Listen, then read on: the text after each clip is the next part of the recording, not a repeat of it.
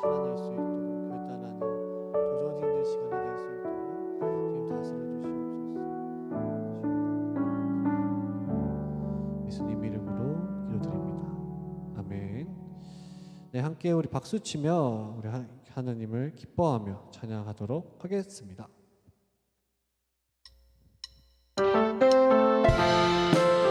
네, 같이 각자의 자리에서 박수 치며 찬양합시다.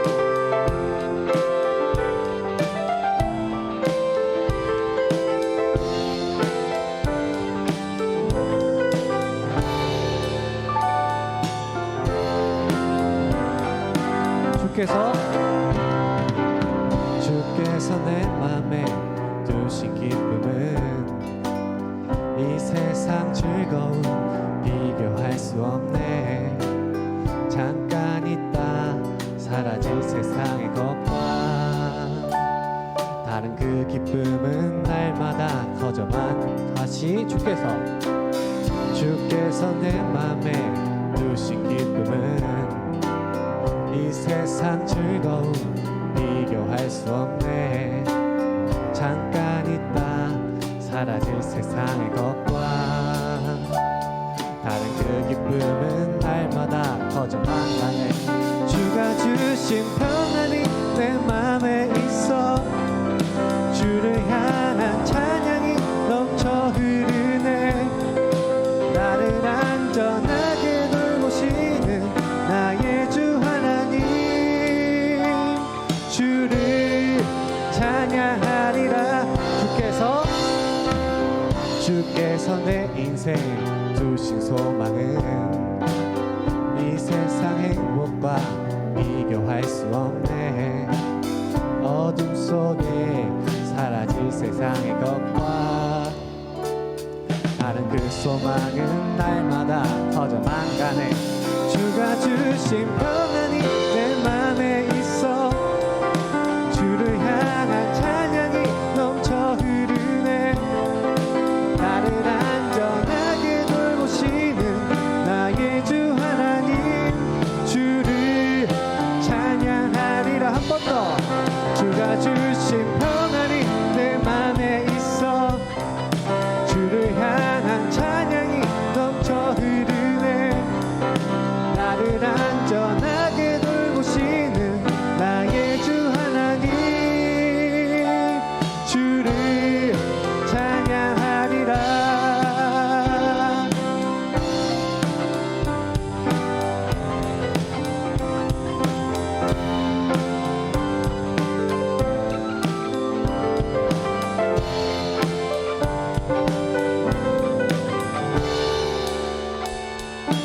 우리 한 번 더 함께 목소리로 찬양합시다. 주가 주신 평안이 내 맘에 있어. 주를 향한 찬양이 넘쳐 흐르네. 나를 안전하게 돌보시는 나의 주 하나님, 주를 찬양. 한 번 더. 주가 주신 평안이 내 맘에 있어. 주를 향한 찬양이 넘쳐 흐르네. 나를 안전하게 돌보시는 나의 주 하나님, 주를 찬양하리라. 함께 해봅시다.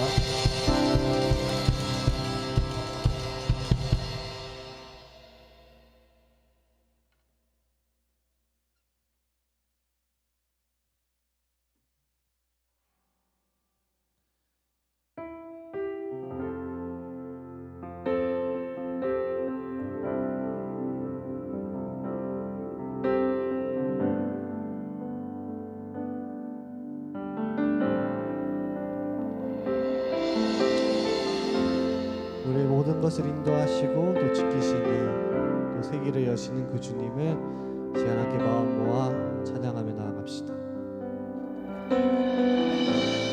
주여기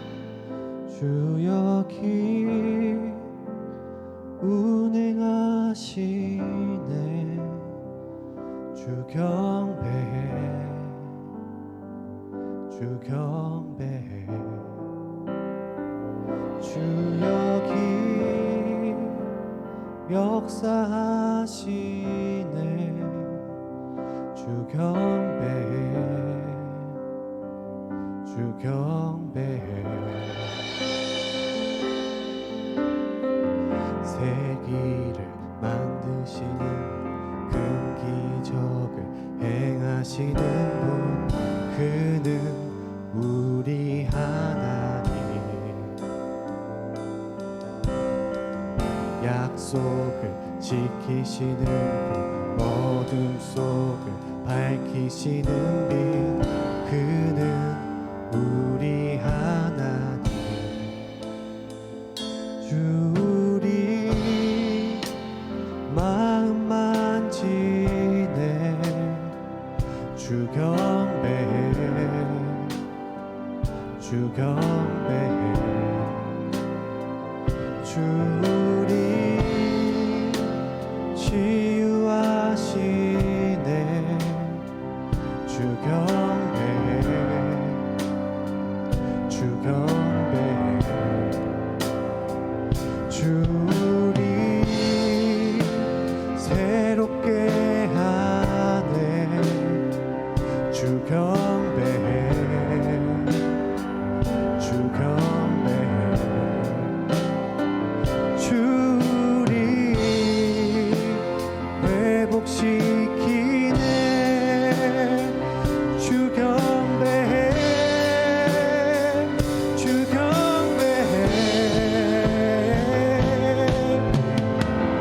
세기를 만드시는 분, 업적을 행하시는 분, 그는 우리 하나님. 약속을 지키시는 분, 어둠 속을 밝히시는 빛, 그는 우리 하나님.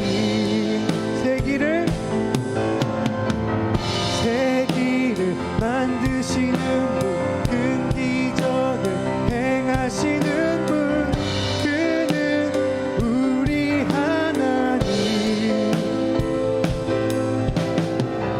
약속을 지키시는 분, 어둠 속을 밝히시는 빛, 그는 우리 하나님.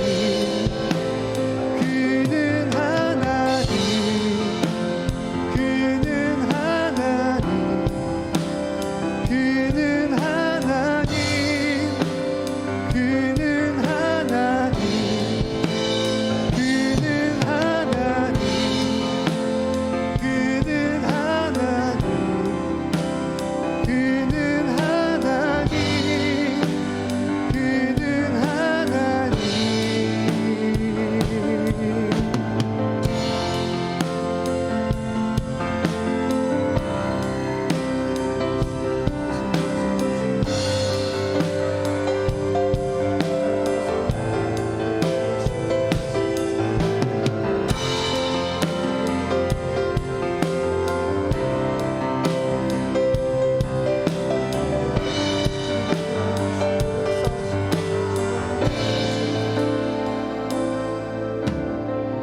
주의 일하심 볼 수 없어도, 주의 일하심 알 수 없어도, 주는 결코 멈추지 않네.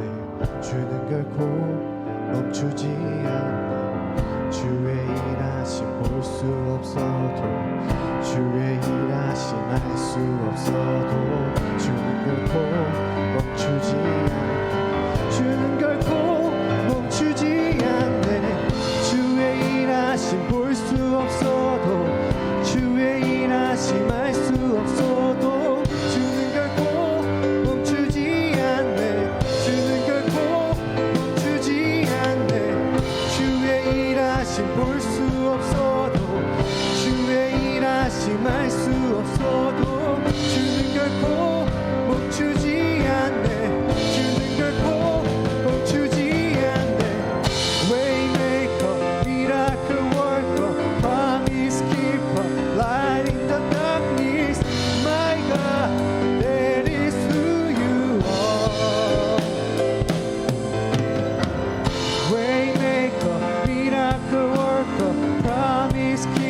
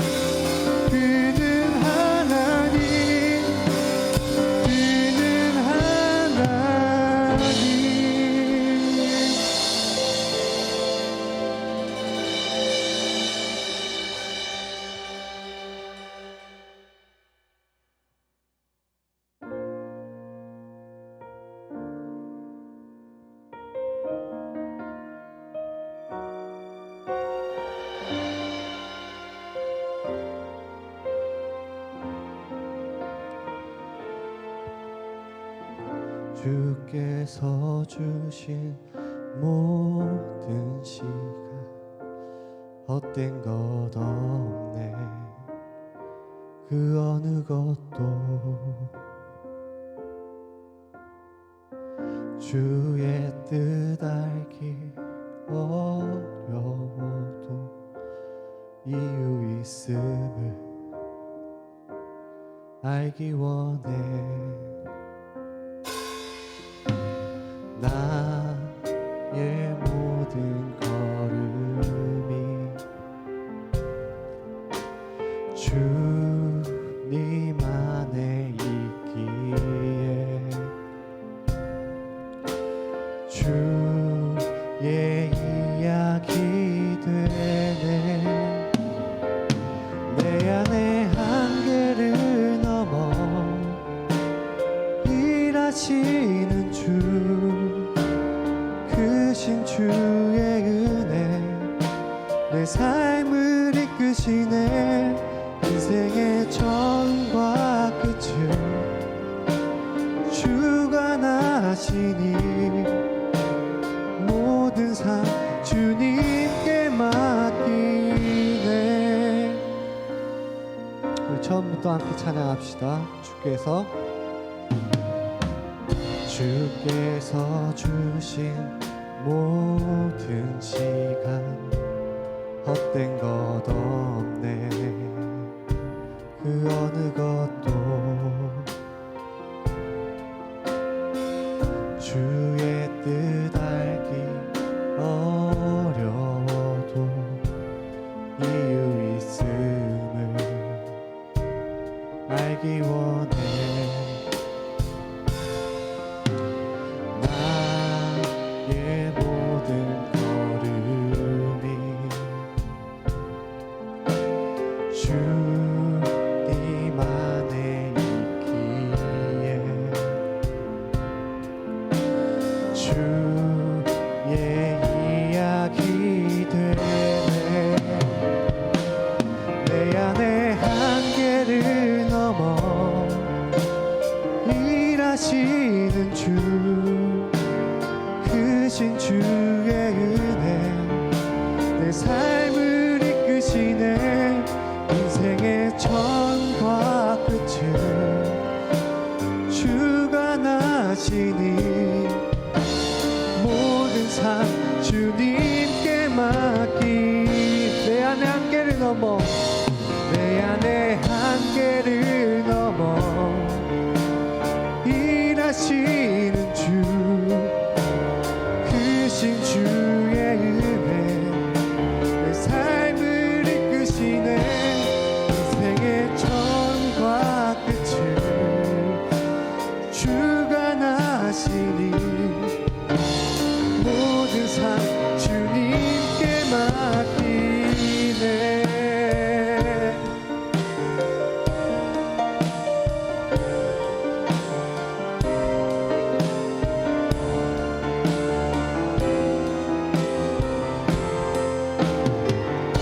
내 삶을 이끄시고 나의 생각보다 나의 모든 것보다 크신 그 주님을 의지하며 신뢰하며 이 시간 우리 한 번 더 함께 찬양하며 나아갑시다. 내 안에 한계를 넘어 내 안에 한계를 넘어 일하시는 주, 크신 주의 은혜 내 삶을 이끄시네. 인생의 처음과 끝을 주관하시니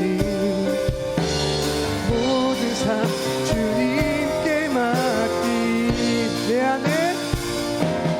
내 안에 한계를 넘어 일하시는 주, 크신 주의 은혜 내 삶을 이끄시네. 인생의 처음과 끝을 주관하시니 모든 삶 주님께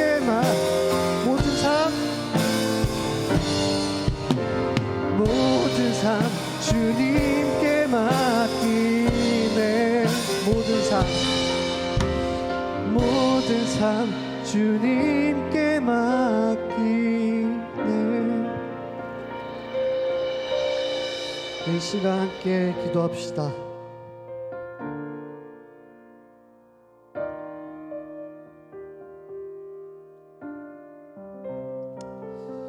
네, 참 예상을 살아가며 참 많은 상황을 맞닥뜨리며 참 나를 돌아보고 참 기도하며 나아가지만 참 현실의 벽에 참 많은 시선들 속에서 참 주를 바라보기보다 크신 주님의 은혜를 구하기보다 내 생각에 정말 한계를 짓고 내가 생각하는 그만큼 참 주님께 드릴 때가 참 저에게 먼저 있는 것 같습니다. 참 이 찬양의 가사를 묵상하며 참 하나님이 얼마나 크신 분인지 참 작게나마 알게 되었습니다. 참 이 세상을 향해 출발하는 우리 예비 학사들에게도 또 학생의 시절에 살아가는 우리 모두에게도 하나님께서는 항상 우리를 인도하시며 항상 그 크신 주님은 우리를 붙들고 계십니다. 그래서 우리 이 시간 함께 기도합시다. 내 생각과 나의 어떤 관념으로 하나님이 일하시는 그 영역들을 한계에 짓고 멈춰서는 것이 아니라 정말 주님께서 이끄시는 그곳까지 이 세계 모든 것을 주관하시는 그 주님께 내가 맡기고 던지오니 하나님 나를 받아주시고 내가 그 한계를 넘어 일하시는 주님을 바라볼 수 있는 마음과 시선을 허락하여 달라고 시간 우리 함께 기도하며 나아가도록 하겠습니다. 함께 기도합시다.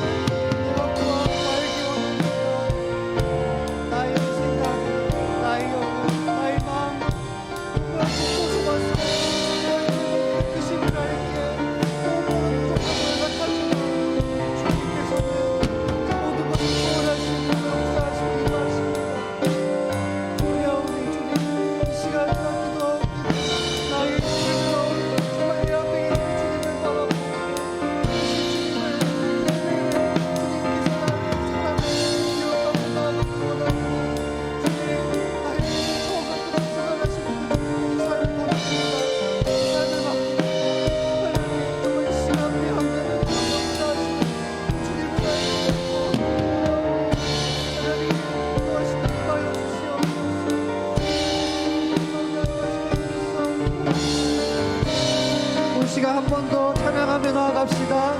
내 안의 한계를 넘어 내 안의 한계를 넘어 일하시는 주 크신 주의 은혜 내 삶을 이끄시네 인생의 처음과 끝을 주관하시니 모든 삶 주님께 모든 삶 주님께 맡기네 모든 삶 주님께 맡기네. 주님께 영광의 박수를 올려드립시다. 할렐루야. 룻기 2장 1에서 7절입니다. 교독하도록 하죠. 그 온라인으로 보시는 분들은 아쉽지만 알아서 그냥 보시면 됩니다. 네, 저와 교독하겠습니다. 나오미의 남편 엘리멜렉의 친족으로 유력한 자가 있으니 그의 이름은 보아스더라.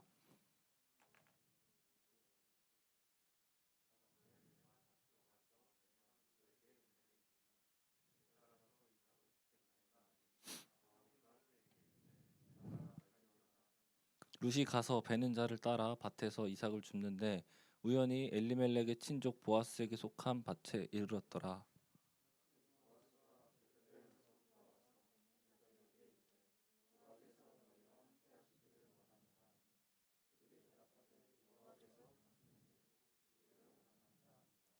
보아스가 베는 자들을 거느린 사안에게 이르되 이는 누구의 소녀냐 하니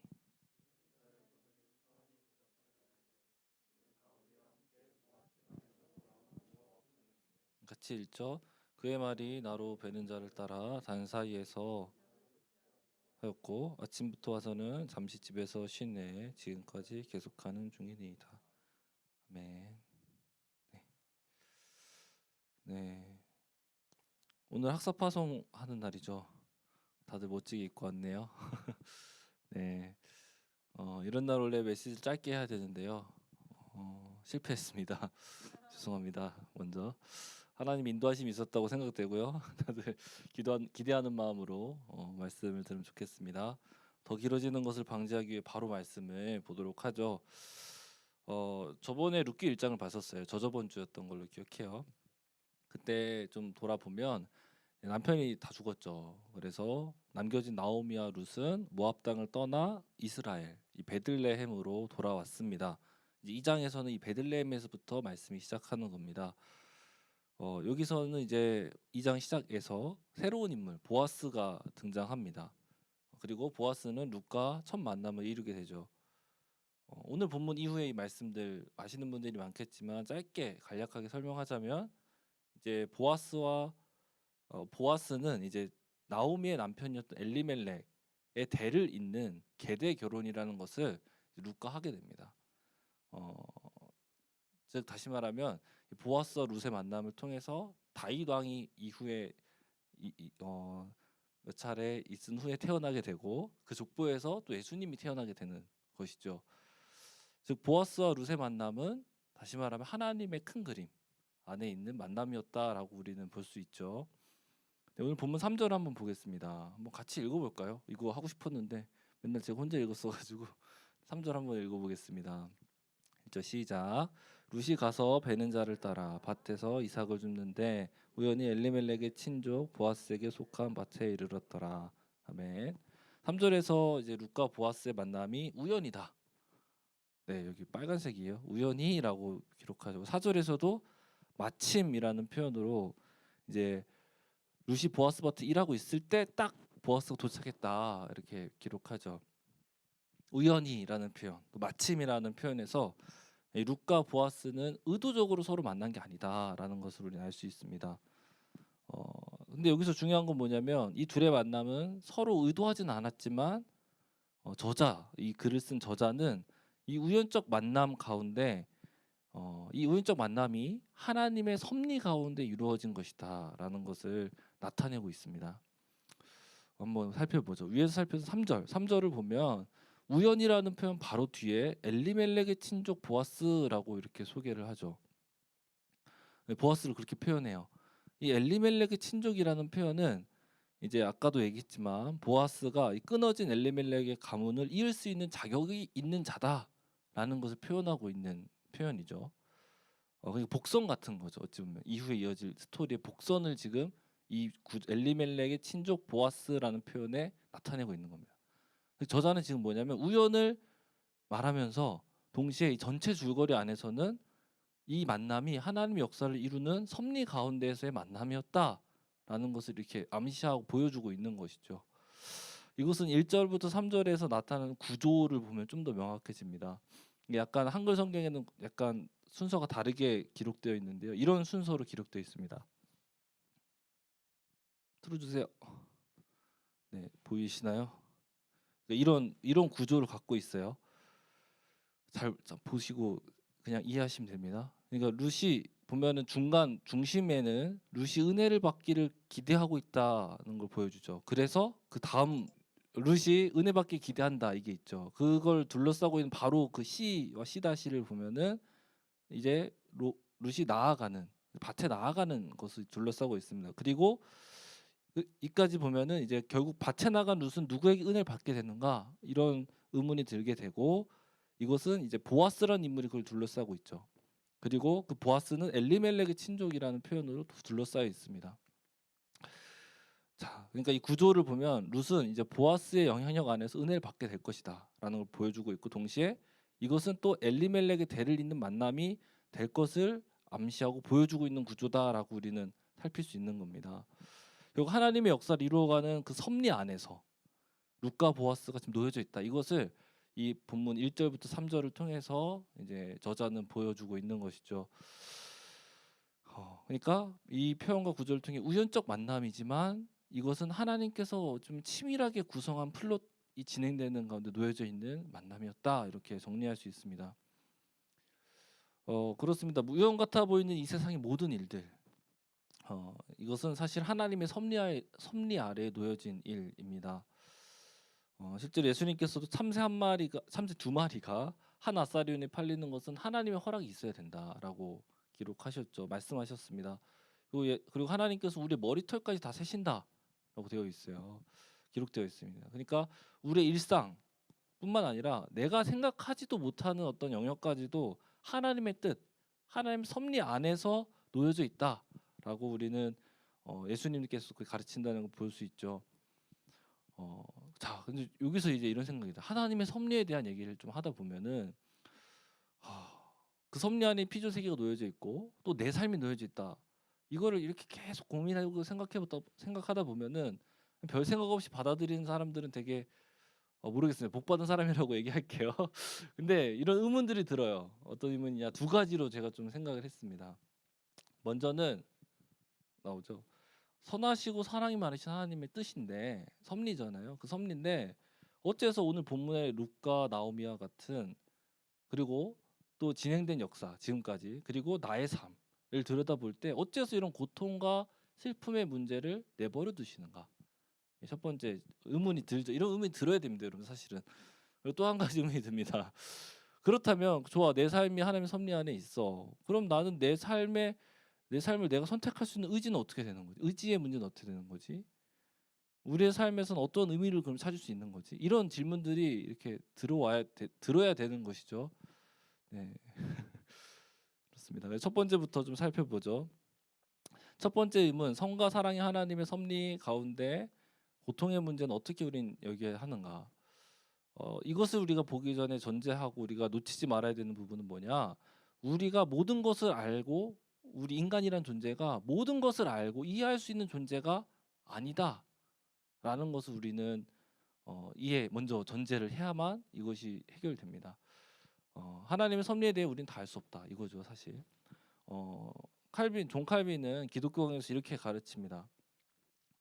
우리의 눈은 심히 그릇되어서 늘 검은 것만 보다가 흰색이 조금이라도 섞여 있는 것을 보게 되면 그것이 아주 희다고 여긴다.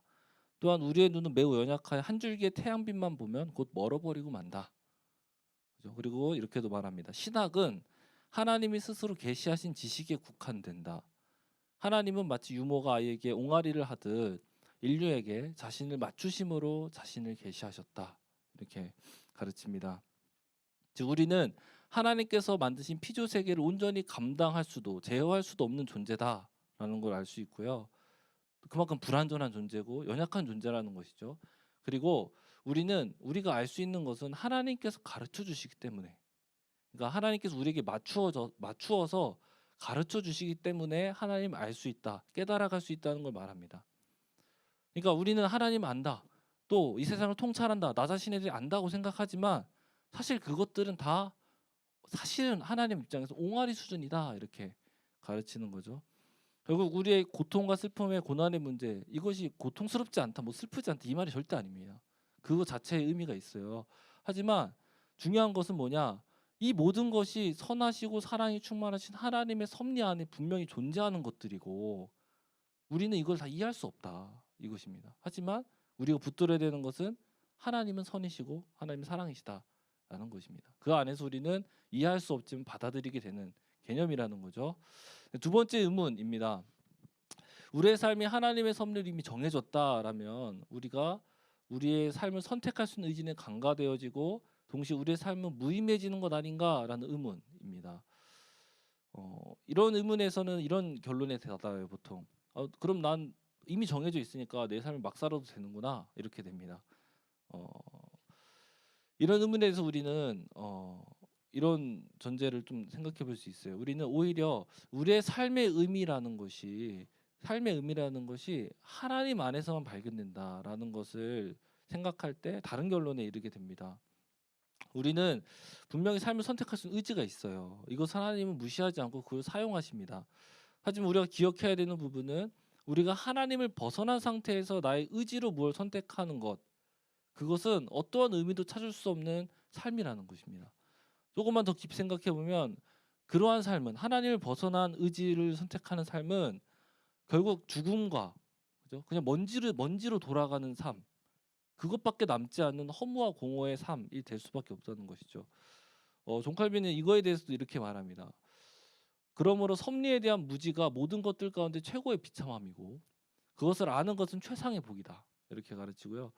이거 다시 말하면 우리는 섭리를 벗어나고자 노력하는 것이 진정한 의미의 자유가 아니라는 거죠. 반대라는 거예요. 섭리 안에 내가 있음을 알 때 우리는 오히려 진정한 의미를 발견할 수 있는 것이다라는 겁니다.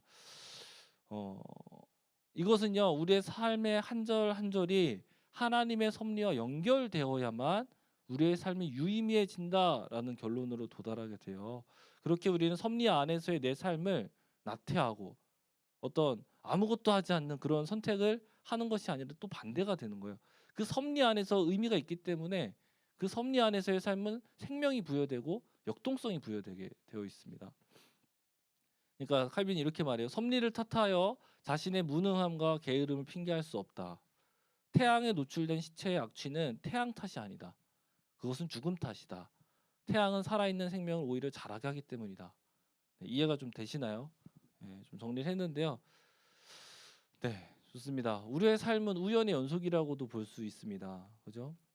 내가 이 캠퍼스에 오게 된 것, 학과에 오게 된 것, ESF를 만난 것, 이런 가정에서 태어난 것, 내가 그래서 이런 인격을 갖고 이런 상처를 갖게 된 것 등등 뿐만 아니죠. 앞으로 우리는 또 많은 우연들을 마주합니다. 어떠한 직장에 들어갈 거, 예비 학사님 직장에 들어가겠죠.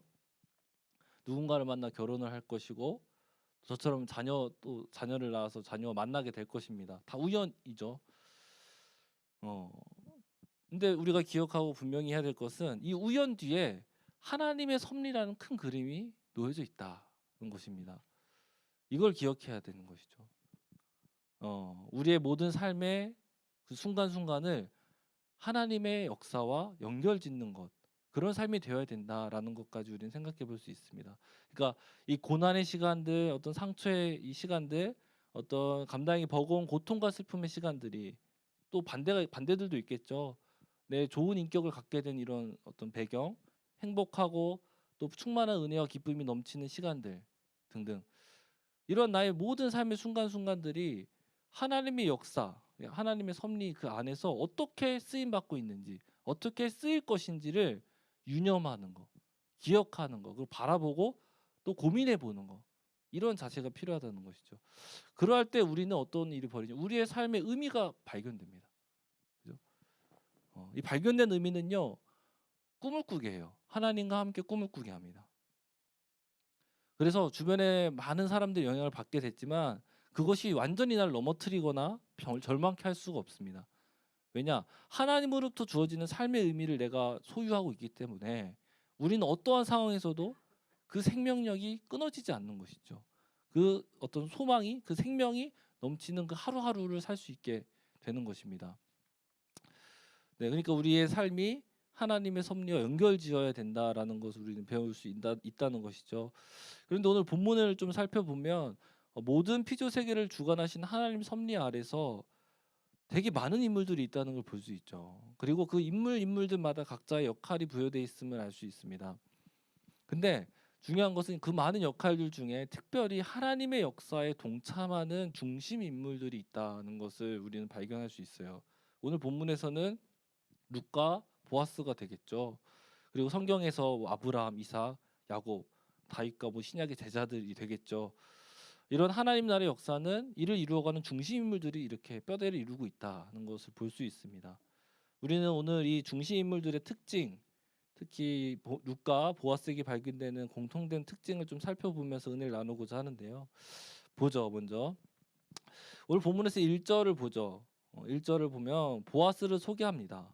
여기서 저자는 유력한 자라는 표현을 사용하죠.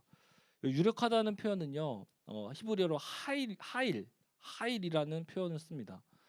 이 하일이라는 표현은 권력자, 권력, 재산 뭐 이런 뜻을 갖습니다. 실제로 보아스는 부자였죠. 권력을 가졌습니다. 그런 의미에서 하일이라는 표현은 적절해 보입니다. 하지만 이 하일이라는 표현은 3장 11절에 룻을 표현할 때도 동일하게 사용되는 표현입니다. 3장 11절 한번 읽어보죠. 네, 제가 읽겠습니다. 그리고 이제 내 딸아 두려워하지 말라. 내가 네 말대로 내게 다 행하리라. 네가 현숙한 여자인 줄 이 나의 성읍 백성이 다 아느니라. 아멘. 여기서 이 현숙한을 표현한 게 하일입니다. 자, 그러니까 뭐냐면 저자는 이 동일한 수식을 보아스 룻에게 붙임으로써 두 인물을 이렇게 약간 매칭하고 연결시키고 있습니다. 그러면서 동시에 이 두 인물이 가진 힘이 동일하다는 것을 표현하고 있죠. 자, 그렇게 생각하면 보아스를 수식한 하일이 단순히 재력과 권력을 의미한다고 볼 수가 없는 것이죠. 왜냐? 룻은 보아스와 다릅니다. 부자가 아니기 때문이죠. 2절을 보죠. 2절을 보면 모압 여인 룻이라고 기록하거든요. 유대 사회 안에서 어떠한 기반도 가지고 있지 않은 그런 신분을 묘사하면서 룻을 표현해요. 그럼에도 룻은 하일로 수식됩니다. 저자가 드러내고자 했던 보아스와 룻, 이 두 인물이 가진 하일, 이 힘은 그럼 어떠한 힘을 말하는 것인가? 무슨 힘인데 이렇게 정의를 좀 내릴 수 있는 것 같아요. 오늘 제목입니다. 헤세드를 실현할 수 있는 힘을 가진 자라는 것입니다. 여기서 헤세드가 뭐냐? 룻기의 중심 주제이기도 하고요. 이것은 그리고 하나님 나라 통치 이념이라고도 보통 신학자들은 얘기합니다. 이거 룻기에서는 총 3번이 등장해요. 1장 8절, 2장 20절, 3장 10절 이렇게 인애로 혹은 은혜라는 말로 번역이 됩니다.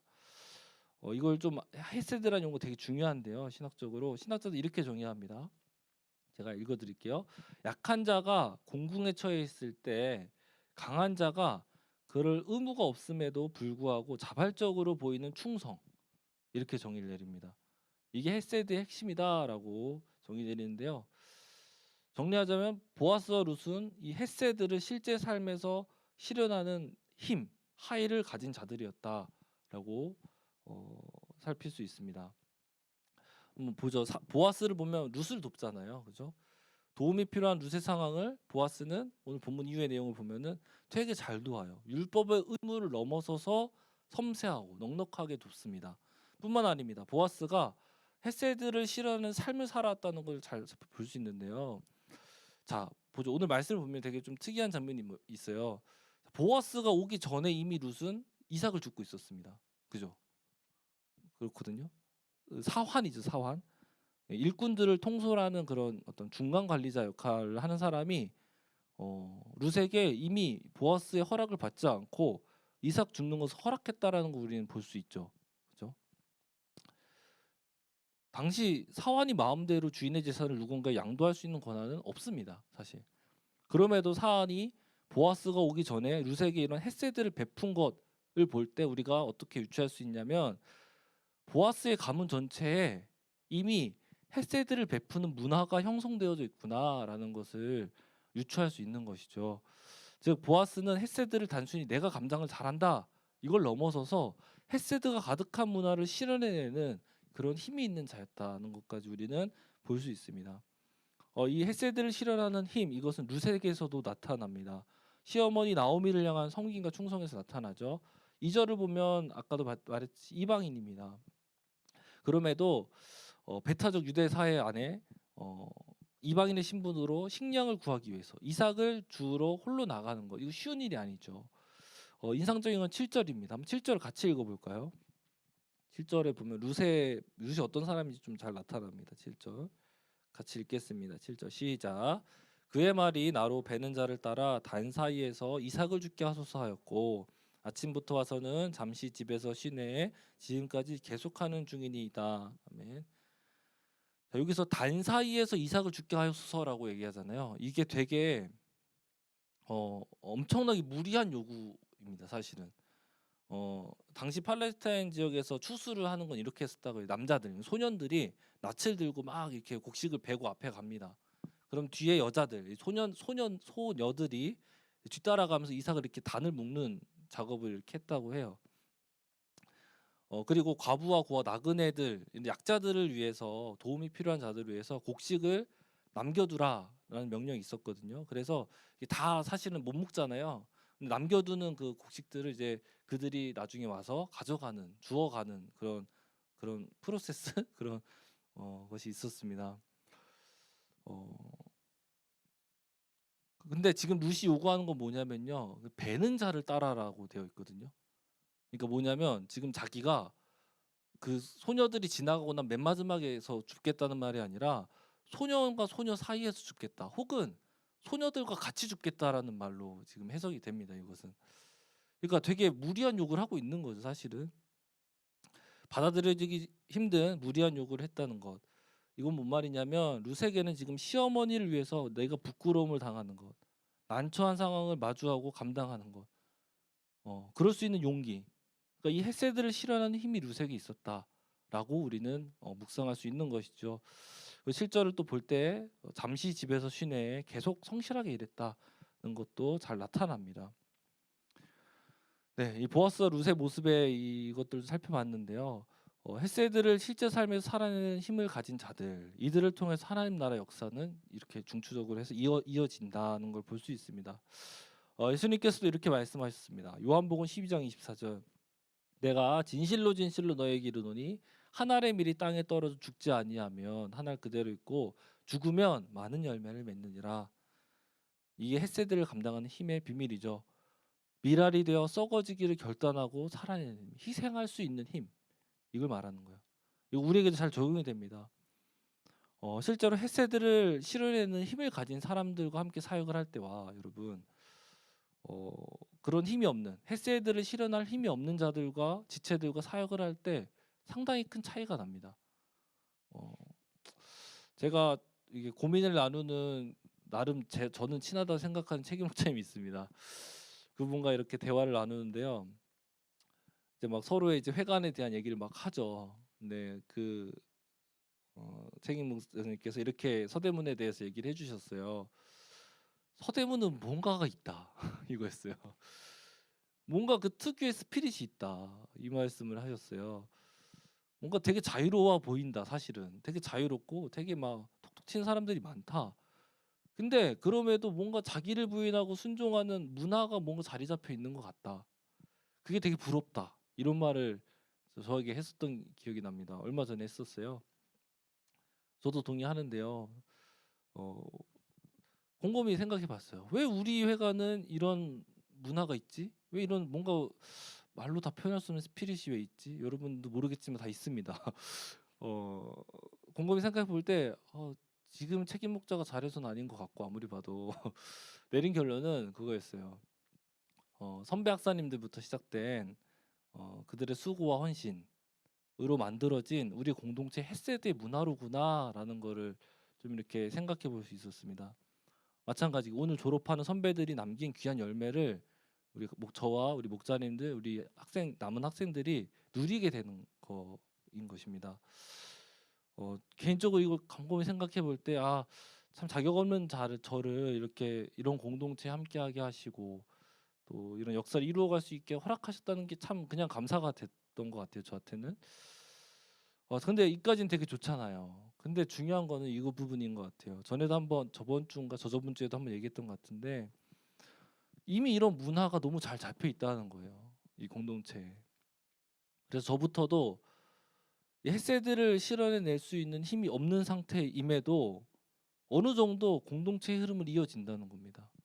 다시 말하면 제가 십자가를 지지 않고 막 설교를 막 내 맘대로 해요. 그래도 공동체는 어느 정도 잘 굴러간다는 거예요. 여기서 중요한 것 같습니다. 그렇게 우리는 사역을 참여한다가 곧 헤세드를 실현할 수 있는 힘을 가진 자다가 같은 말이 아니라는 거 우리 인정해야 되는 것 같습니다. 저부터도 그렇고요. 우리가 힘을 쏟는 이 사역은 그럼 뭐냐? 특별히 캠퍼스에 보내신 양들에게 헤세드를 실현해낼 수 있는 도구가 되는 것이고 장일 뿐이지 그 자체가 의미가 될 수 없다는 거예요. 본질, 하나님께서 사용하시는 우리의 삶은, 하나님께서 들어서 사용하시는 그 본질은 뭐냐? 룻이 그 두려움과 부끄러움과 창피함을 무릅쓰면서 난처한 자리를 용기 있게 나아가 감당했던 것, 또 성실하고 충성되게 나보다 약한 나오미를 섬기는 것에 나의 모든 것을 쏟아 부었던 것, 이와 같은 것이 하나님께서 사용하시는 개념이라는 거예요. 캠퍼스 가운데 양들 가운데 또 맡겨진 가족들 동역자를 섬기기 위해서 그들을 살리기 위해서 그들의 회복을 위해서 내가 부끄럽고 내가 창피하고 내가 좀 난처하고 내가 손가락질 받더라도 먼저 내가 용기 내는 것, 다가가는 것, 먼저 내가 사랑을 표현하는 것, 이를 위해서 성실하고 충성되게 나의 모든 것을 쏟아 부어 보는 것, 이것이 그 삶이 하나님께서 나를 우리를 들어서 사용하시는 삶이라는 것이죠. 여러분 모양은 같을 수 있어요. 저는 근데 지금 여러분에게 사역을 열심히 해요 이 말을 하는 게 아니에요 절대. 지금 여러분에게 맡기신 그 양들에게 가족들에게 그리고 도움을 필요하는 이 시대 한가운데에 헤세드를 실현하라 이 권면을 여러분이 하고 있는 것입니다. 그리고 나아가서 보아스와 같이 또 위에서 이야기한 우리 선배님들과 같이 졸업한 예비학사님들과 같이 좀 더 나아가 몸담은 공동체의 덕을 세우는 것, 그래서 헤세드 문화를 만들어가는 가자는 권면까지 하고 싶습니다. 그러니까 이런 거죠. 참 바쁘잖아요 요즘 전도 때문에. 이때 너가 더 헌신해. 선배들이 하십시오. 아니 후배들이 훈련 받으니까 후배들이 해. 이게 아니라 제가 헌신하겠습니다. 제가 먼저 좀 수고할게요. 제가 썩어져야 되는 자리인 것 같아요. 이렇게 말하고 실제 살아내는 그런 문화들을 만들어가는 저와 여러분이 되면 좋겠다 생각이 듭니다. 네, 사랑하는 우리 서대문 지체 여러분, 분명합니다. 헤세드를 살아내는 힘이 없으면요 우리는 하나님 나라의 역사의 흐름을 경험할 수가 없습니다. 그냥 도태되어서 낙오되어서 주변인의 위치에 설 수밖에 없어요. 그러면 다행이죠. 혹은 믿음을 지키지 못해 떠내려갈 수도 있습니다. 이도저도 아닌 크리스찬이 될 수가 있어요. 여러분 하나님 나라의 주요 인물들 그 흐름 안에 있는 자가 되기를 함께 소망하기를 바랍니다. 네, 마지막으로 한 가지만 더 나누고 마치고자 합니다. 이런 의문이 들어요. 나는 힘이 없는데 나는 그런 헤세드를 살아낼 수 있는 상태가 아닌데 왜 내가 그렇게 해야 되지? 정말 모르겠다 라는 의문, 그런 마음들이 들 수도 있는 것 같습니다. 그런 마음들이 또 있고요. 좋다. 그럼 섭리에 대해서도 배웠겠다. 나는 그냥 주변인인가 보다. 나는 엘리트 제자가 아니라 낙오될 운명인가 보아. 이렇게 생각할 수도 있다는 거죠. 여러분 그렇지 않죠. 좀 편할 것 같죠 주변인. 그러게 생각해보니까 그렇네. 그렇지 않습니다. 여러분 잘 보면요 헤세드를 실현하는 힘을 갖는다. 이건요 오히려 내가 할 수 없다라는 나에게 힘이 없다는 고백에서 시작한다는 걸 우리는 볼 필요가 있어요. 4절을 보죠. 마침 보아스가 베들레헴에서부터 와서 베는 자들에게 이르되 여호와께서 너희와 함께 하시기를 원하노라 하니 그들이 대답하되 여호와께서 당신에게 복 주시기를 원하나이다 하니라. 아멘.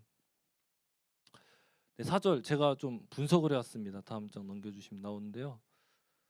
이게 원어로 쓰여진 대로 딱딱딱 끊어놓은 거거든요. 단어별로 이렇게 딱딱딱 끊어놨어요. 자 그럼 대화를 시작하는 지점에 제 빨간색을 쳐놨어요.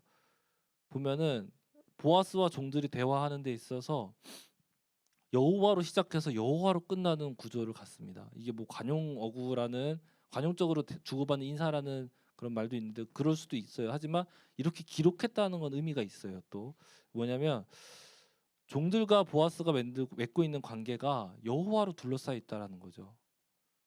즉 하나님의 이름이 가득한 가문이었다라고 우리는 해석할 수 있어요. 그거를 저자는 이 구조를 통해서 이렇게 표현하고 있는 겁니다. 여기서 우리는 보아스가 그리고 이 보아스의 가문에 헤세드가 가득했던 이유에 대해서 그 비밀에 대해서 알 수 있는 거죠. 바로 여호와의 날개 아래, 즉 하나님의 품 안에 있었기 때문이구나라고 우리는 생각해 볼 수 있어요. 칼빈이 이렇게 말합니다. 우리 자신의 무지, 공허함, 빈곤, 유약함, 나아가서 타락과 오염에 대한 올바른 지각으로부터 우리는 지혜의 참 빛, 건전한 덕성, 충만히 채워진 모든 선, 그리고 정결한 의가 주님께 달려 있다는 것을 인식한다. 우리는 우리 자신의 사악함에 대해서 격동되는 만큼 하나님께 속한 선한 것들을 묵상하게 된다. 우리는 우리 자신에 대해서 실망하기 전까지는 하나님을 진지하게 갈망할 수 없다. 그리고 이렇게도 말합니다. 사람은 먼저 하나님의 얼굴을 바라보고 낮아져서 그분을 묵상함으로써 자기 자신을 면밀히 관찰하지 않고는 결코 자기 자신에 대한 순수한 지식에 이를 수 없다라고 가르칩니다. 그러니까 뭐냐면 헤세드를 실현할 수 없는 사람이고 고백하는 게 먼저 맞다는 겁니다. 그래야 우리는 보아스가 그러했듯이 하나님을 의지하고 하나님으로부터 받는 헤세드를 전하는 그 삶을 살 수 있게 된다는 것이죠. 자, 그렇게 우리가 바라보는 거, 우리가 집중해야 되는 건 뭐냐면 텅텅 비어있는 내 마음, 도저히 어떠한 사랑도 할 수 없을 것 같은 헤세드를 감당할 수 없을 것 같은 정서적, 육체적 고갈, 그런 거에 집중하는 것이 아니라는 거예요. 우리가 바라봐야 되는 거, 우리가 집중해야 되는 것, 예수님을 통해 우리 가운데, 나 가운데 헤세드를 실현하신 하나님의 사랑, 그것을 우리는 먼저 바라보아야 되는 것입니다. 아무런 의무가 없는 분이세요. 하나님은 사실, 그죠? 이렇게 하셔야 되는 분이 아니세요. 근데 약자인, 그러니까 곤란에 처해 있는 죽을 수밖에 없는 우리를 위해서 독생자를 희생하셨어요. 그래서 우리에게 살 길을 주신 거죠. 회복과 자유로울 수 있도록 우리를 이끌어 주신 거예요. 우리를 불쌍히 여기셔서. 여러분, 나의 힘을 빼고 나의 의를 내려놓고 대신 나의 마음을 예수님을 통해 하나님께서 베푸신 헤세드를 받고 누리는 것에, 그 품에 안기는 것에, 이것을 소망하고 기대하며 바라보는 것에 힘을 써야 되겠습니다. 이것이 우리가 헤세드를 실현하는 힘을 가질 수 있는 유일한 방법입니다. 엊그제 한 학사님과 대화를 나눴습니다. 이제 막 사회초년생에서 막 벗어나려는 학사님인 것 같아요. 이런 얘기를 했어요. 직장 생활 힘들다. 근데 교회 생활도 너무 힘들다. 어떤 사역을 또 해야 된다라는 것 자체가 너무 부담이 된다. 별 의욕이 안 생긴다. 이런 얘기를 저한테 했었어요. 그리고 이러면서 덧붙여서 이런 말도 했습니다. 해야 하는 당위는 알겠다. 어떤가 뭐 사역을 열심히 해야 되는 거 알겠다. 근데 왜 이렇게 힘이 들고 자꾸만 억지로 하게 될까라는 이런 질문이었어요. 이런 문제로 이야기를 나누고 있었습니다. 결론은 뭐였냐면 이거였어요. 다 뻔하지만 은혜가 없기 때문이다. 이거였습니다. 그러니까 하나님의 사랑, 예수님의 그 성육신과 십자가의 그 은혜, 부활하신 그 영광을 내가 경험함이 없다. 이거였어요. 그럴 때 우리는 고갈되고 힘이 없는 신앙인이 되어버리는구나. 이렇게 좀 대화를 나눴던 기억이 납니다. 얼마 전이었어요. 여러분, 우리 여호와의 날개 아래 그 하나님의 따뜻한 품 안에 안기고 또 안겨 있는 저와 여러분이 되기를 축복합니다. 좀 구체적으로 좀 권하기는요. 보아스의 가문이 그러했듯이 우리의 삶의 시작과 끝에 여호와의 이름을 좀 두면 어떨까라는 생각을 해봅니다. 아침에 일어나서 하나님 안에서 오늘 하루 어떻게 살 수 있을지 또 염려되는 부분들이 있거든요. 곰곰이 묵상해 보면, 생각해 보면 그런 부분들은 좀 성령께서 도와주시기를 간절하게 좀 구하는. 그러면서 하루를 좀 시작하고요. 또 하루가 마칠 때 잠들기 전에 오늘 하루를 돌아보며 감사하고 또 죄를 고백할 것들을 고백하고 좀 주님의 품 안에 안겨서 잠을 든다라는 그 마음, 그 이미지로 이게 좀 안겨서 자보는 거 하나님 앞에 그런 삶을 좀 살아보면 어떨까 여러분에 좀 권합니다. 혼자 할 수 있는 분들은 혼자 하시면 좋겠어요. 근데 혹시 못 하시는 분들이 있으면, 습관이 되지 않은 분들이 있으면 좀 이렇게 모여서 습관을 같이 만들어 가자 생각이 듭니다. 그것이 바쁜 이 시기에 더 필요할 수도 있겠다는 생각도 들고요. 이런 권면보다 조금 더 중요한 권면일 수 있을 것 같아요. 한 가지만 더 권면하자면 여러분, 지역교회에 잘 참여하기를 바랍니다. 잘 출석하시길 바랍니다. 특히 예비 학사님들께 먼저 말씀드리자면 꼭 기억했으면 좋겠어요. 이것을 모르시는 분들도 있을 것 같아서 좀 설명을 드리면, 우리 서대문 ESF는 어떠한 곳인가 좀 설명을 드려야 될 것 같아요. 이걸 얘기하려면 기본적으로 우리는, 여러분 놀라지 마세요. 기본적으로 우리는 평생 볼 사이가 된 겁니다. 인정하셔야 돼요, 여러분. 부인하고 싶어도 평생 볼 사이입니다. 저희는 뭐 적극적으로 거절하면 어쩔 수 없어요. 하지만 일단 저는 그렇게 생각해요. 뭐 결혼과 출산 여러분들 할 거잖아요. 그죠? 그리고 부모님의 장래, 또 배우자의 장래, 나의 장래. 이걸 함께하는 사이예요, 우리는 이미. 하나가 된 거예요, 여러분. 받아들이세요. 어, 저는 그렇게 생각하고 여러분의 결혼식에 갈 준비가 되어 있습니다. 그런데요, 이 학생회가 중요한 건 뭐냐면요, 이게 학사로서 우리는 이렇게 연속성 있는 평생을 함께하는 동역자가 된 거죠. 근데 학사회는 조금 달라요. 학생회, 학사회는 좀 달라요. 학생회는 여러분이 경험했죠. 지금 잘 아실 겁니다. 지체들이 오면 또 내가 성장할 수 있도록 서로 서로가 도와줘요. 그죠? 중보하고 케어하고 또 그 일에 모든 힘을 다 쏟습니다. 간사님들은 그 일에 모든 걸 다 쏟아붓죠. 그런 동역자들이 옆에 있어요. 근데 학사회는 그렇지 않아요, 여러분. 예비 학사님들 놀라지 마세요. 학사에 와서. 학사회는 그렇지 않습니다. 어떠한 구심력도 갖지 않습니다. 필요에 따라 갖겠지만 일단은 없다고 보는 게 맞는 것 같아요. 대신에 각자의 그 자리에서 선교적 삶을 살 수 있는 것, 살도록 돕는 것, 그리고 이 학생 때 받았던 이 영적인 공급과 케어는 결국 지역교회에서 여러분들이 공급받게 되는 구조일 수밖에 없습니다. 우리 회관이 학사회 전문 간사를 한 3-4명 세우지 않는 이상 그렇게 되게 되어 있어요, 여러분. 그걸 또 저희는 추구하고요. 지역교회 연합을. 이 말이 마지막 말이 중요해요. 지역교회에서 우리는 공급을 받아야만 합니다. 여백사님들 꼭 기억하세요. 지역교회에서 여러분 공급을 받아야 살 수 있습니다. 간혹 이런 사람들이 있어요. 뭐 예백사님 말고 우리 모두가 우리 선교단체도 교회야. 파라처치니까 목요예배 드렸으니까 주일 예배 한 주는 좀 스킵해도 되겠지 뭐. 그 말씀만 듣고 그냥 자리만 지키지 뭐. 또는 선교단체 헌금했어. 그러니까 주일교회 헌금 그냥 패스하자. 뭐 이런 마음들을 가질 때가 있는 것 같아요. 저도 뭐 그런 마음을 가질 때가 있었었고요. 근데 이런 잘못된 마음입니다, 여러분. 실제로 좀 지역교회에 가서 생활을 해보면은 좀 만나보면 우리가 좀 많이 다르다 우리와 좀 이렇게 좀 위험하지만 어쨌든 문화가 많이 다르다는 걸 알 수 있어요. 선교단체와. 그래서 막 우리 공동체는 기본적으로 큐티나 1대1 이런 걸 통해서 전인격적인 삶을 나누고 깊이 있게 좀 삶을 어떻게든 공유하려고 하잖아요. 근데 어, 그런 말씀을 가지고 깊이 교제할 수 있는 상황이 아닌 교회들이 되게 많이 있습니다, 사실. 그래서 사실 예배학사들 얘기를 들어보면 나가서 제일 힘든 게 뭐냐? 내 삶을 나눌 곳이 없다. 이 얘기거든요, 사실. 기독교적인 용어와 어떤 기독교적인 세계관에서 내 삶을 나누고 공감해줄 사람이 없다. 교회에도 없다. 이렇게 보통 많이 그게 제일 힘들다라는 말 많이 합니다. 어, 그래서 이런 어려움들이 막 있다 보니 판단하는 교만함으로 어떤 나는 지금 신앙생활로 충분하다. 혹은 내가 이 훈련 받았으니까 혼자서도 어느 정도 감당할 거야라고 생각할 때가 있는데 그렇게 생각하지 않았으면 좋겠습니다.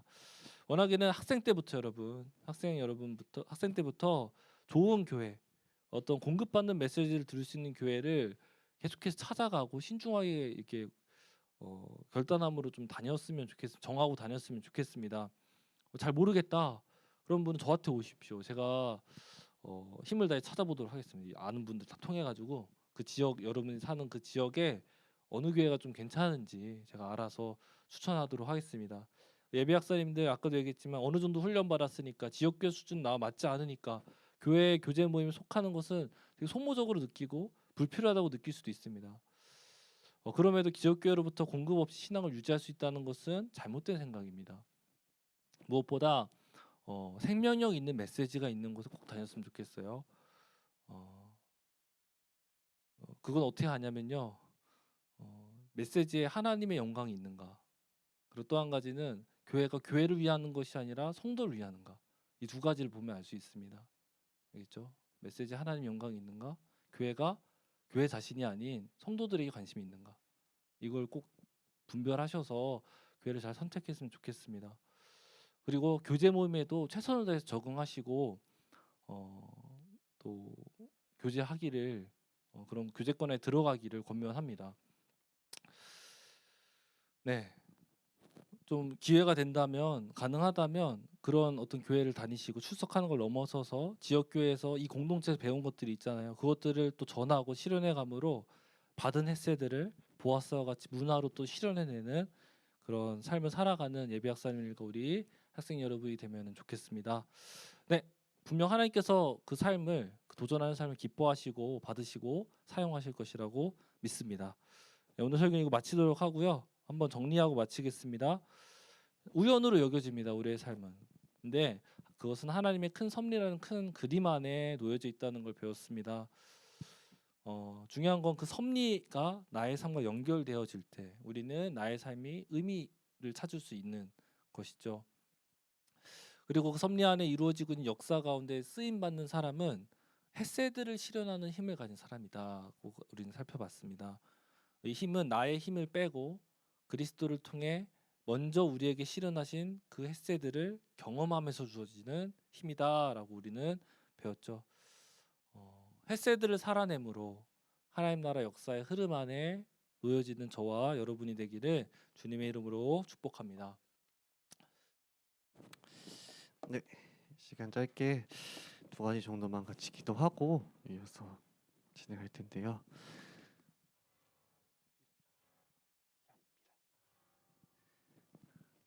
이 시간 함께 먼저 기도하면 좋겠습니다.